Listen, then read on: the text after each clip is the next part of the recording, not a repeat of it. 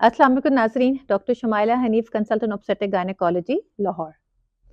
मेरी रिक्वेस्ट आप सबसे होगी कि इस चैनल को ज़रूर सब्सक्राइब करें ताकि हेल्थ रिलेटेड जो वीडियोस हैं वो आपको टाइमली नोटिफाई हो सकें। आज की जो वीडियो है वो मिथ्स अबाउट ब्लॉक्ड ट्यूब्स के बारे में है।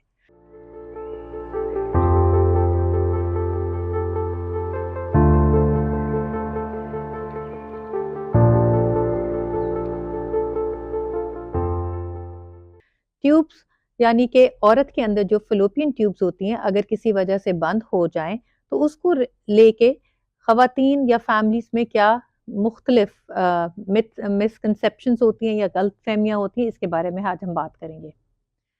औरत के अंदर 2 ट्यूब्स होती हैं जो कि यूट्रस के साथ अटैच्ड होती हैं। जो मेन फंक्शन इन ट्यूब्स का ये होता है कि जब ओव्यूलेशन होती है, एग रिलीज़ होता है अंडेदानी से, तो ये एग ट्यूब के ज़रिए गुज़रता है और इसी जगह पे ट्यूब के अंदर ही जो मेल स्पर्म्स यूट्रस से ऊपर चलते हुए ट्यूब तक पहुँचते हैं और इस एग को फर्टिलाइज़ करते हैं। फर्टिलाइज़ेशन के बाद ये फर्टिलाइज़्ड एग जो है ट्यूब का से गुज़रता हुआ यूट्रस तक पहुँचता है, जहाँ वो इम्प्लांट हो जाता है। किसी वजह से अगर किसी खातून की दोनों ट्यूब्स बंद हो जाएं तो कुदरती तौर पर या नेचुरल तौर पे वो कंसीव नहीं कर पाती।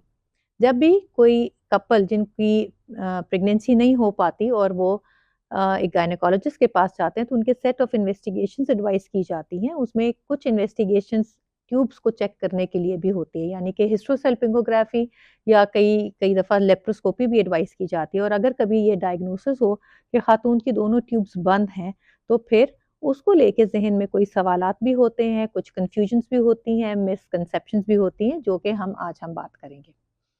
सबसे पहले ये कुछ लोग ये समझते हैं कि ट्यूब्स बेशक खुली हो या बंद हो, इसका नेचुरली तौर पर प्रेगनेंसी का कोई इफेक्ट नहीं है। तो ये बिल्कुल गलत बात है। ट्यूब्स का खुला होना एक नेचुरल प्रेगनेंसी के लिए बहुत ही ज़रूरी है। अगर किसी खातून की ट्यूब्स बंद हैं तो ऑब्वियसली जो अंडेदानी से एग है वो गुजरता हुआ यूट्रस तक नहीं पहुंच सकता।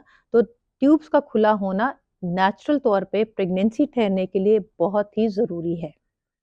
कई दफ़ा ख़वातीन में ये एक मिसकंसेप्शन होता है कि जी मुझे तो कोई पेट में दर्द भी नहीं होती, मेरी ट्यूब्स कैसे बंद हो सकती हैं। तो अगर किसी खातून की ट्यूब्स टेस्ट में पता भी चला है कि उनकी बंद है, तो ये ज़रूरी नहीं है कि उनको लोअर एब्डोमिनल पेन हो। कई दफ़ा मेजॉरिटी केसेस में उनको कोई भी पेन नहीं होती और रूटीन इन्वेस्टिगेशन में ही पता चलता है कि उनकी ट्यूब्स बंद है।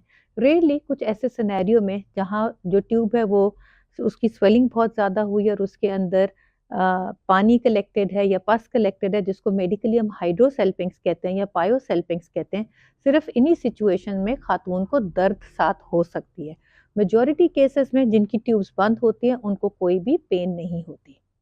एक और मिसकंसेप्शन या कंफ्यूजन ख़वातीन के ज़हन में ये होता है कि मेरी ट्यूब्स कैसे बंद हो गई, मुझे तो रेगुलर पीरियड्स आते हैं। सो रेगुलर पीरियड्स आने का ट्यूब का खुला होना या बंद होने से कोई भी ताल्लुक नहीं है। रेगुलर पीरियड्स ये इंडिकेट करता है कि आपका ओवरी जो है वो नॉर्मल काम कर रही है, ओवरी के जो हार्मोन्स हैं वो नॉर्मल तौर पे फंक्शन कर रहे हैं। पर ट्यूब का खुला होना या बंद होने से पीरियड का रेगुलर या इर्रेगुलर होने का कोई भी ताल्लुक नहीं है। तो ये बिल्कुल मिसकंसेप्शन है, इसमें कोई भी हकीकत नहीं है कि पीरियड्स जो है ट्यूब खुले होने की वजह से ही आते हैं और जिनके ट्यूब्स बंद हो उनको पीरियड्स नहीं आने चाहिए। इसमें कोई भी सच्चाई नहीं है। एक और मिसकंसेप्शन कि प्रेगनेंसी ठहरने के लिए दोनों ट्यूब्स खुली होना बहुत ही ज़रूरी है। इन औरत के अंदर 2 ट्यूब्स होती हैं। कभी किसी वजह से अगर एक ट्यूब बंद हो जाए या किसी इन्फेक्शन की वजह से बंद हो जाए या कभी कोई सर्जरी हो जाती है, यानी जैसे कि एक्टोपिक प्रेगनेंसी, ट्यूब के अंदर हमल ठहर जाता है जिसकी वजह से फिर वो ट्यूब रिमूव करनी पड़ जाती है, पर उनकी दूसरी ट्यूब खुली होती है, तो एक ट्यूब खुली होने से भी जो खातून है वो प्रेग्नेंट हो सकती है। ऑल्दो थोड़ा सा चांस कम हो सकता है, पर एक ट्यूब से बेशतर ख़वातीन कंसीव कर जाती हैं। सो दोनों ट्यूब का खुला होना ज़रूरी नहीं है, एक ट्यूब खुली है तो उससे भी खातून कंसीव कर जाती है। एक और मिसकंसेप्शन ये होती है कि मेरी तो कभी कोई सर्जरी ही नहीं हुई, मेरी ट्यूब कैसे बंद हो गई? तो कई दफ़ा ख़वातीन की कभी हिस्ट्री होती है कि उनकी एक्टोपिक प्रेगनेंसी की वजह से सर्जरी हुई जिसकी वजह से एक ट्यूब बंद हो गई, और मेजॉरिटी केसेस में तो कोई भी सर्जरी की हिस्ट्री नहीं होती। तो सिर्फ सर्जरी ही एक फैक्टर नहीं है ट्यूब को ब्लॉक करने का। मुख्तलिफ और गायनेकोलॉजिकल कंडीशंस ऐसी हैं जो कि ट्यूब को डैमेज कर सकती है, यानी कि अगर इन्फेक्शन हो गई है, जिसको हम मेडिकली पेल्विक इन्फ्लेमेटरी डिजीज़ कहते हैं, जिसमें दोनों ट्यूब्स में इन्फेक्शन हो सकती है, कई दफ़ा एक ट्यूब में इन्फेक्शन हो सकती है। हमारे मुल्क में ज़्यादा commonest infection even genital tuberculosis भी देखने में आई है, जो दोनों ट्यूब्स को डैमेज कर जाती है और फिर आगे कंसीव नहीं कर पाते। इसी तरह अगर किसी की अपेंडिक्स की सर्जरी हुई है क्योंकि उनको अपेंडिसाइटिस था या अपेंडिकुलर मास बन गया, एब्सिस बन गई, तो कई दफ़ा ख़वातीन की राइट साइड की ट्यूब भी डैमेज हो सकती है। एक और गायनेकोलॉजिकल कंडीशन जो कि ट्यूब्स को बहुत बुरी तरह मुतासिर करती हैं, उसका नाम है एंडोमेट्रियोसिस।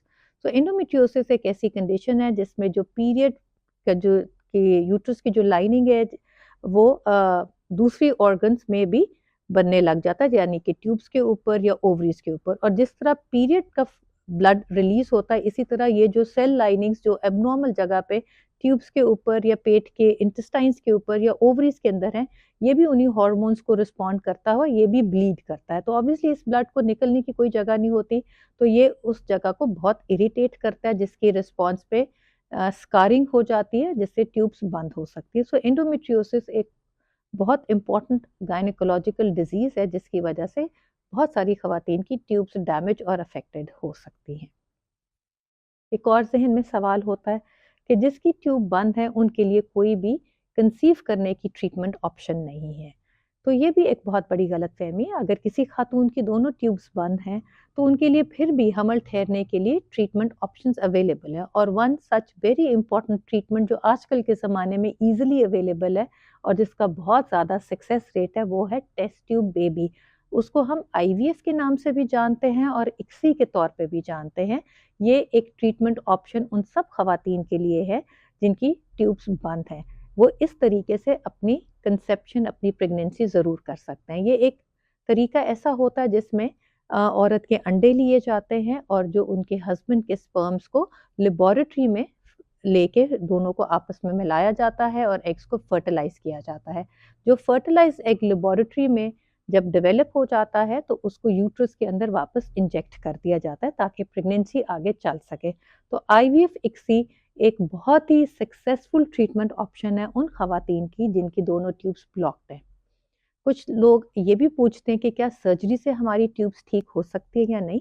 इसके बारे में बहुत सारे फैक्टर्स जो हैं वो प्ले कर सकते हैं। यानी कि सर्जरी का सक्सेस रेट बहुत सारी चीज़ों से ताल्लुक़ रखता है। यानी कि ट्यूब कितनी डैमेज्ड है, कितना हिस्सा डैमेज है। जितना ज़्यादा हिस्सा डैमेज रहेगा, वो अनफॉर्च्युनेटली सर्जरी से ठीक नहीं हो सकता। अगर छोटा-सा हिस्सा डैमेज्ड है, तो वो सर्जरी से रिपेयर भी हो सकता है। अगर एंडोमेट्रियोसिस की वजह से बहुत ज़्यादा ट्यूब डैमेज है, अनफॉर्च्युनेटली वो भी ठीक नहीं हो सकता। बट थोड़ी बहुत एडहेशंस अगर हैं, तो वो एडहेसियोलाइसिस से भी ठीक हो सकती है। सो सर्जरी जो एक ऑप्शन अवेलेबल है, वो हर एक के लिए शायद ना हो, कुछ केसेस में ये कामयाब हो भी जाए। पर फंक्शनली तौर पे ट्यूब कितना सही काम करे उसके बाद, सर्जरी के बाद, इस चीज़ का अंदाज़ा नहीं लगाया जा सकता। पर अगर कोई ख़वातीन, उनके डॉक्टर उनको एडवाइस करते हैं कि जी उनकी सर्जरी हो सकती है, उनकी ट्यूब रिपेयर हो सकती है, तो वो आप ज़रूर करा लें। पर अगर जिनकी रिपेयर बियॉन्ड रिपेयर उनकी ट्यूब डैमेज्ड है, तो आप वक़्त ना ज़ाया करते हुए अपनी फर्दर ट्रीटमेंट यानी आईवीएफ इक्सी की तरफ जल्द ही सोचें। एक और गलतफ़हमी ये है कि अगर किसी खातून की ब्लॉक ट्यूब्स हैं और वो आईवीएफ या इक्सी के प्रोसीजर से गुज़र रहे हैं, तो उसके ऊपर इनका कोई मुज़र असरात नहीं है। ये देखने में आया है कि अगर किसी खातून की ट्यूब डैमेज्ड है और वो स्वोलन है, यानी कि उधर हाइड्रोसेल्पिंग्स है, ट्यूब के अंदर पानी की कलेक्शन है, तो उस सूरत में आईवीएफ इक्सी का जो सक्सेस रेट है वो कम हो जाता है। इसलिए बेशतर आईवीएफ इक्सी के जो सेंटर्स हैं, वो ऐसी ख़वातीन को क्लिपिंग एडवाइस करते हैं, या वो ये कहते हैं वो जो डैमेज ट्यूब है, जो कि सूजी पड़ी है, जिसके अंदर पानी कलेक्टेड है, वो आईवीएफ इक्सी के प्रोसीजर से पहले वो सर्जिकली रिमूव करवा लें ताकि आईवीएफ इक्सी का सक्सेस रेट बढ़ सके। तो ये कुछ गलतफ़हमियाँ थी या कन्फ्यूजन्स थी जिनके बारे में हमने आज बात की। अगर आपके ज़हन में इनको लेके कोई कन्फ्यूजन थी, मैं उम्मीद करती हूँ कि वो क्लियर हो गई हैं। फिर भी कुछ आपने पूछना हो तो आप कमेंट सेक्शन में ज़रूर कमेंट कर सकते हैं। अपना बहुत सारा ख्याल रखें, खुश रहें। अल्लाह हाफ़िज़।